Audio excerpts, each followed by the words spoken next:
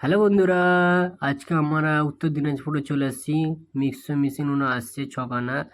এই আউটডোরে যাওয়ার রাস্তা, এটা আউটডোরে যাচ্ছি আমরা, যে দেখাবো তোমাদেরকে ট্র্যাকচারটা কত বড় ট্র্যাকচার, কি সুন্দর এবং মজবুত আছে প্রচুর।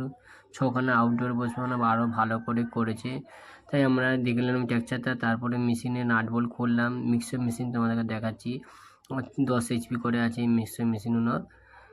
মিক্সি মেশিনে 10 HP।